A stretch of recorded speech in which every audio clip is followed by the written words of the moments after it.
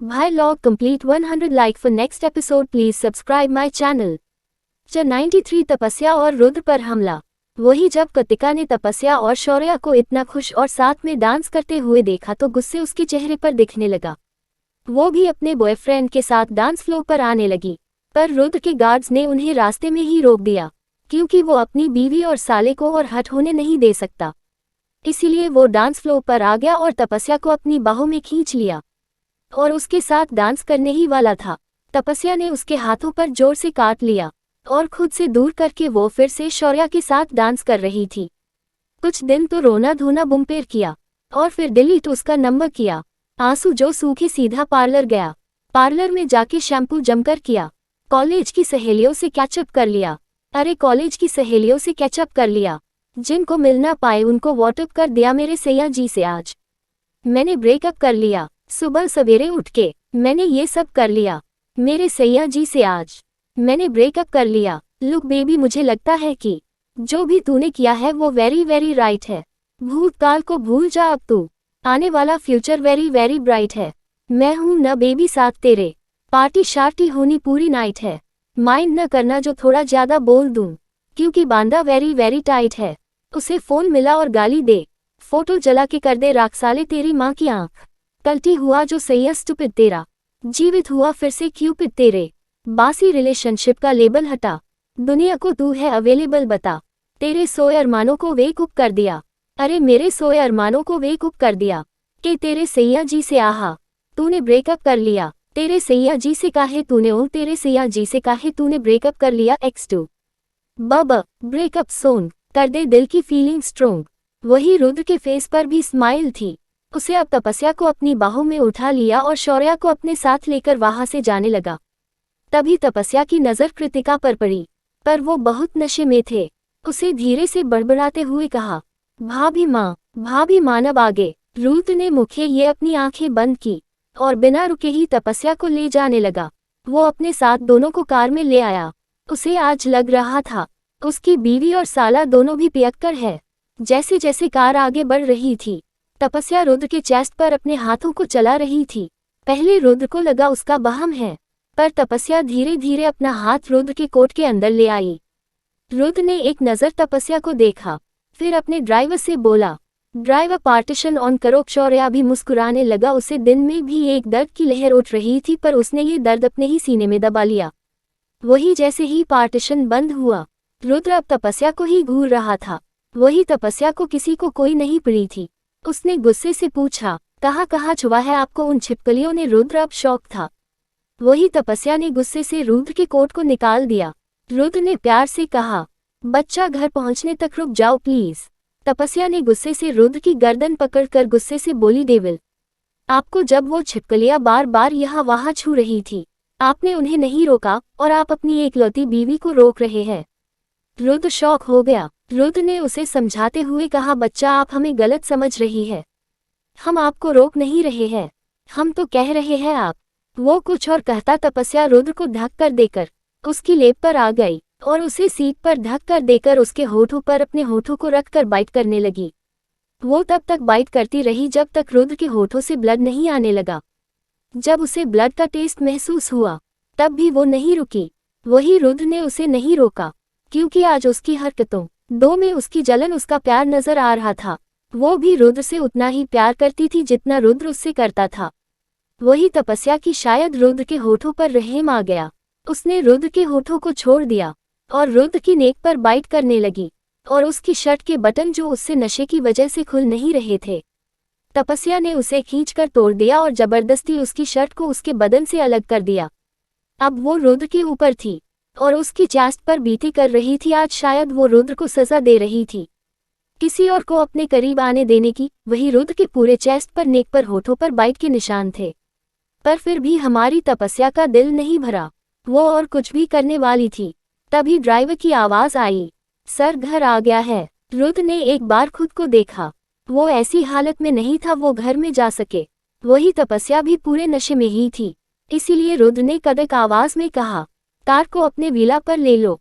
तपस्या शॉक हो गई और गुस्से से कुछ बोलने ही वाली थी, पर अब रुद्रा ने खुद पर झुकी हुई तपस्या को अपने दोनों हाथों से कमर से जकड़ लिया और जीतने मुझे से वो उसे किस कर रही थी। रुद्र उतने ही प्यार से उसके होठों को चूमने लगा।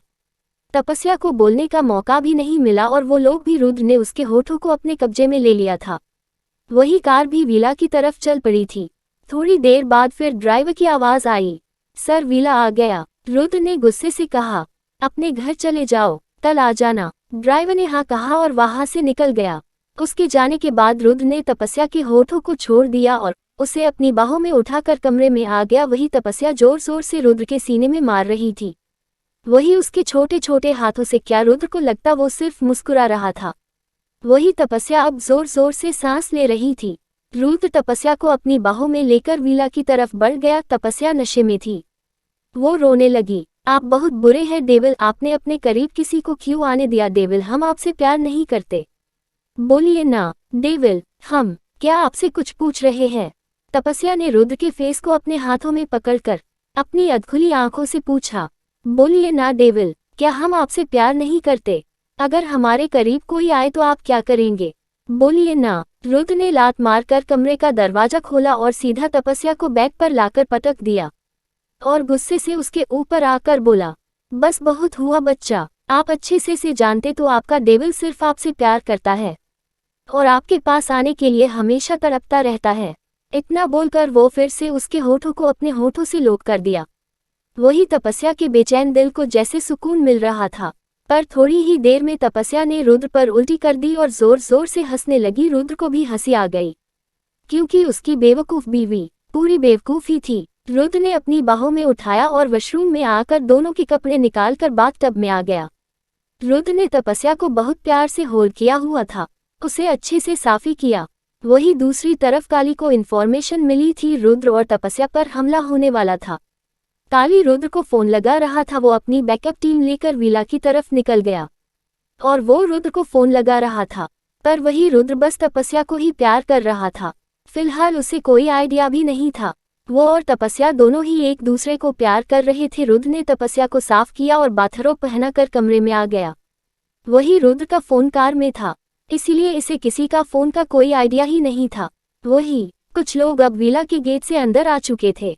वही रुद्र ने बेडशीट चेंज की, सब कुछ उल्टी से खराब हो चुका था, पर रुद्र ने प्यार से सब साफ किया। वही तपस्या अब भी अपने मुंह से ट्रेन चला रही थी, ब्रूम ब्रोम ब्रूम। रुद्र को उसे छोटे से बच्चे को देखकर हंसी आ रही थी।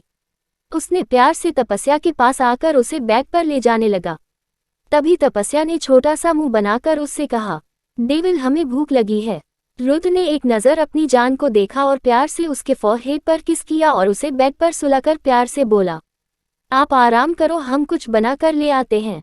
तपस्या रोते हुए बोली, हमें बहुत जोर से भूख लगी है, आपको दिखाई नहीं दे रहा हमारे पेटों में चूहे दौड़ रहे हैं, प्लीज कुछ कीजिए ना। रुद्र ने प्यार से उसका सर सहलाकर कहा, हम अभी आते हैं, आप आराम करो, ठीक है।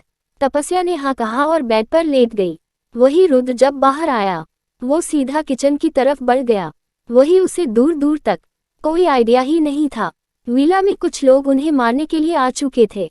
वो किचन में था क्योंकि वो यहाँ जल्दी नहीं आता था, इसलिए यहाँ खाने का ज्यादा सामान ही नहीं था। रुद्र ने अच्छे से चेक किया, उसे वहाँ सिर्फ मैगी के पैकेट दिखे। रुद्र ने उसे ही पानी में बॉईल किया, वेजिटेबल तो थी ही नहीं, इसीलिए उसने वैसे ही बनाकर जैसे ही बाहर आने लगा, उसने देखा कुछ लोग अपनी गन लेकर उसके बेडरूम के बाहर खड़े थे। रुद्र शॉक हो गया क्योंकि वहां तपस्या अकेली और नशे में थे। उसने वो मैगी वहीं छोड़ दी और दौड़ते हुए कमरे की तरफ भागने लगा, पर वो काफी दूर था।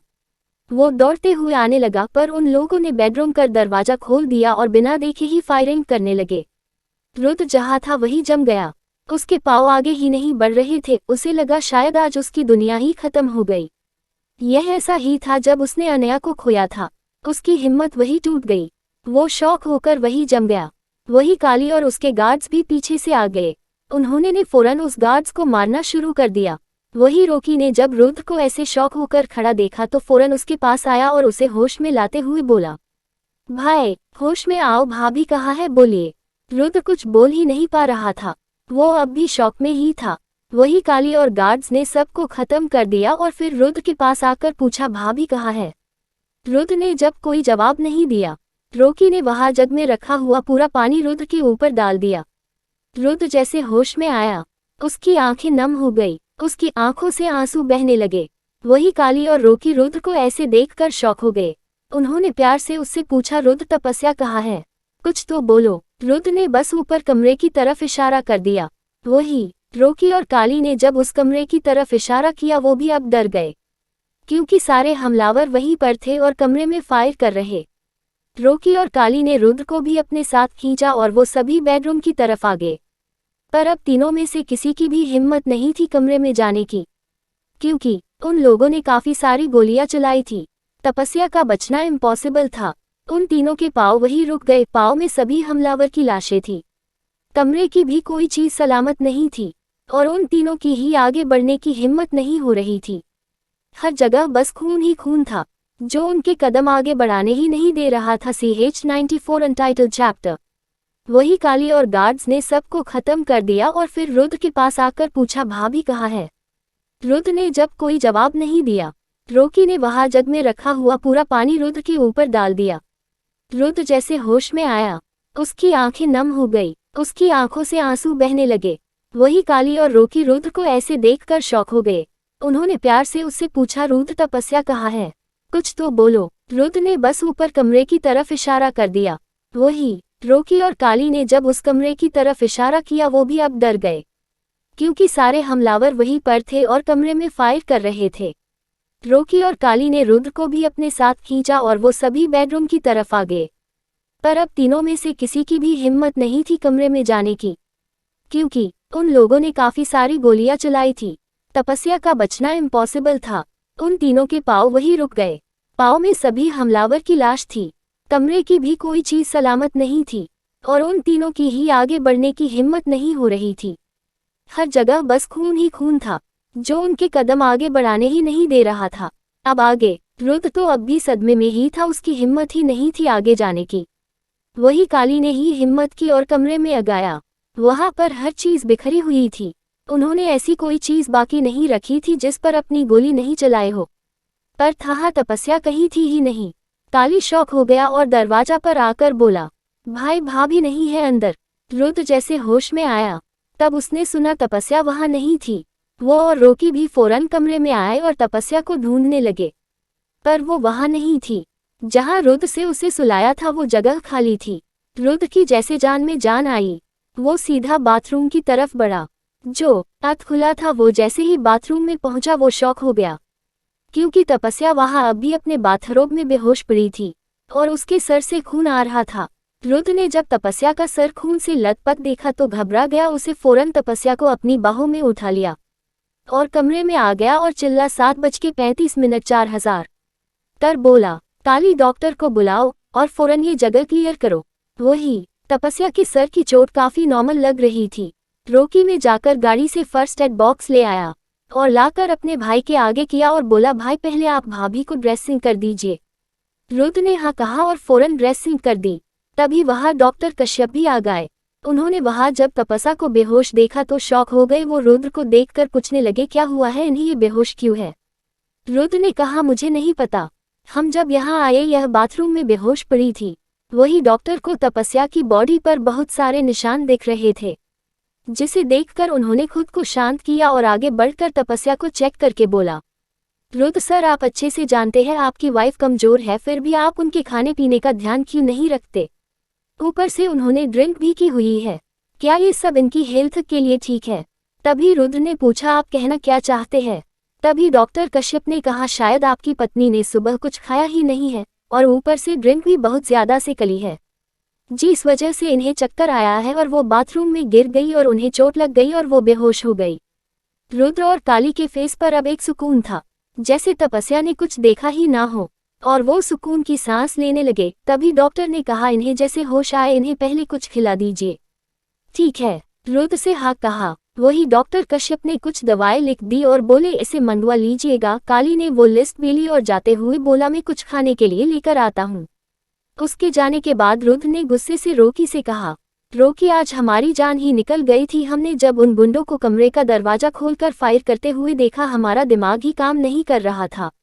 आज लगा हम शायद जिंदा ही नहीं बचेंगे। रोकी पता करो किसकी इतनी हिम्मत हुई जो हमारी जान पर हमला करने के बारे में सोचा भी था। याद रहे कोई नहीं बचना चाहिए। रॉकी ने कहा जी हो जाएगा भाई। रुद्र बोला आज पहली बार हमें डर लगा है, ऐसा डर जो कभी किसी ने महसूस नहीं करवाया, किसी अपने को खोने का डर। रॉकी याद रहे इस डर का 10 गुना हमें उन्हें लौटाना है, कोई कसर ना रहे, बाकी ठीक है। रॉकी ने डरते हुए हाँ कहा और फिर वहां से जाने को कहा और खुद तपस्या को अपने सीने से ऐसे चिपका लिया जैसे कोई मिति खजाना हो। वही तपस्या तो अपनी ही दुनिया में गधे घोड़े बेचकर सो रही थी। जब काली खाना लेने रेस्टोरेंट पहुंचा तभी उसे आकांक्षा का फोन आया। उसने पूछा क्या हुआ बॉस, ठीक है ना? और तपस्या कैसी है? सब ठीक है, तुमने सब टाइम पर मैनेज कर लिया था ना? काली ने एक गहरी सांस ली और बोला सब ठीक है जान, आप सो जाओ, हमें आने में सुबह हो जाएगी। आकांक्षा ने हाँ कहा और फोन रख दिया, जिससे काली के फेस पर एक न दिखने वाली मुस्कान आ गई।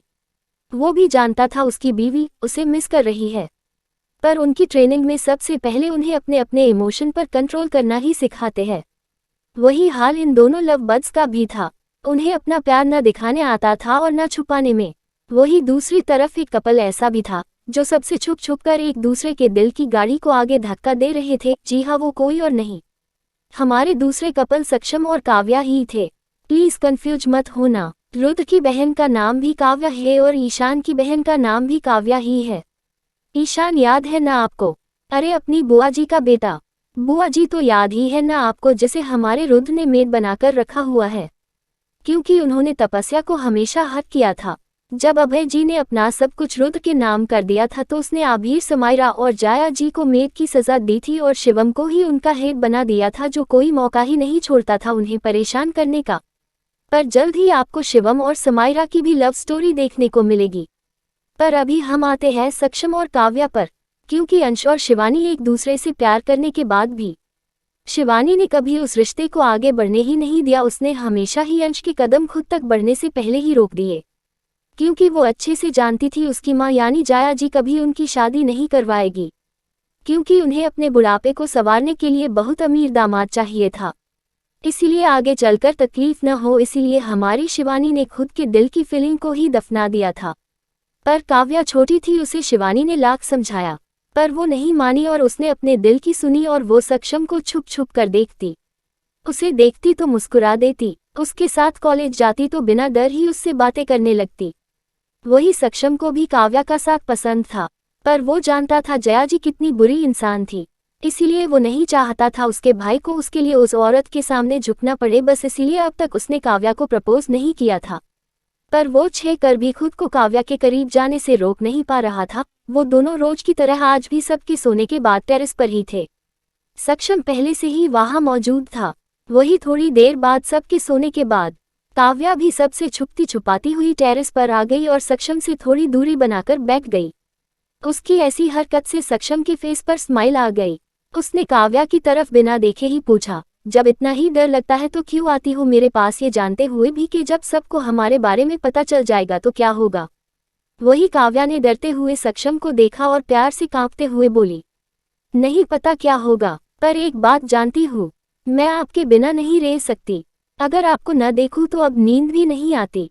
हमें आपसे कुछ चाहिए भी नहीं, ना ही आपसे हमने को उम्मीद बांधी है, पर फिर भी आपको देखे बिना नहीं जी सकते। आपको देखने का हक तो आप देंगे ना हमें? सक्षम ने एक नज़र उस दरी सहमी सी काव्या पर डाली और एक आह भर कर बोला, अगर तुम्हारी माँ नहीं मानी तो क्या क्या तुम मेरे साथ चलोगी? काव्या ने चांद को देखते हुए कहा, नहीं, हम कभी भी अपनी माँ को हट करके अपनी लाइफ में आगे नहीं बढ़ना चाहते हैं, और हम अच्छे से जानते हैं वो नहीं मानेगी। तभी सक्षम बोला, तो तुम ऐसे रास्ते पर चलना ही क्यों चाहती हो जिसकी कोई मंजिल ही नहीं है? काव्या ने धीरे से एक गहरी सांस ली और बोली, हमें नहीं पता है क्यों, पर हम आपसे दूर नहीं रह सकते। प्लीज हमें इसके लिए मना मत कीजिए। सक्षम जी। सक्षम उसे कैसे बताता था, वो खुद भी उससे दूर नहीं रह सकता था। वो भी जानता था काव्या की माँ जाया उसके भाई को पसंद नहीं करती, इसलिए वो कभी भी अपनी बेटी की शादी उससे नहीं करवाएगी। पर फिर भी वो खुद को काव्या के करीब आने से नहीं रोक पाता था। उसने खुद को बहुत समझाया पर वो नहीं माना। वही सक्षम ने काव्या को अपनी बाहों में खींच लिया। काव्या भी अपनी नम आंखों से सक्षम को ही देख रही थी। सक्षम के करीब आने से उसके दिल की धड़कनें बढ़ गई थी।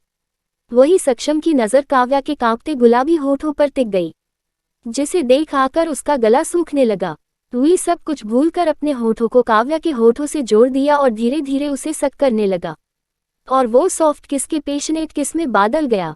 सक्षम से काव्या को टेरेस की दीवार से सटा दिया और अपने एक हाथ से काव्या के बालों को कसकर पकड़ लिया और उसे चूमने लगा। वही काव्या बहुत ज्यादा डरी हुई थी, पर उसे सक्षम के करीब आने से अच्छा महसूस हो रहा था। उसके दिल में बटरफ्लाई उड़ने लगी, उसका दिल जोरों से धड़कने लगे। वही दोनों ने ही अपनी आंखें बंद की हुई थी और एक दूसरे को महसूस कर रहे थे। पर तभी अचानक ही कोई शोर हुआ। दोनों जैसे होश में आए। सक्षम ने काव्या को अपने सीने में छुपा लिया और उसे शांत रहने को कहा, क्योंकि वो कांप रही थी। तभी उन्हें अंश की गुस्से से भरी हुई आवाज आई, जो अपने साथ शिवानी को भी जबरदस्ती वहां ले आया था और उसे अपने प्यार को महसूस करने का एक मौका मान रहा था। वही शिवानी ने गुस्से से कहा, देखिए अंश, आप समझ क्यों नहीं रहे हैं? हमारी माँ इस शादी के लिए और आपके लिए नहीं मानेगी, और हम अपनी माँ को हर्ट नहीं कर सकते। इसीलिए जितना हो सके हमसे दूर रहिए प्लीज।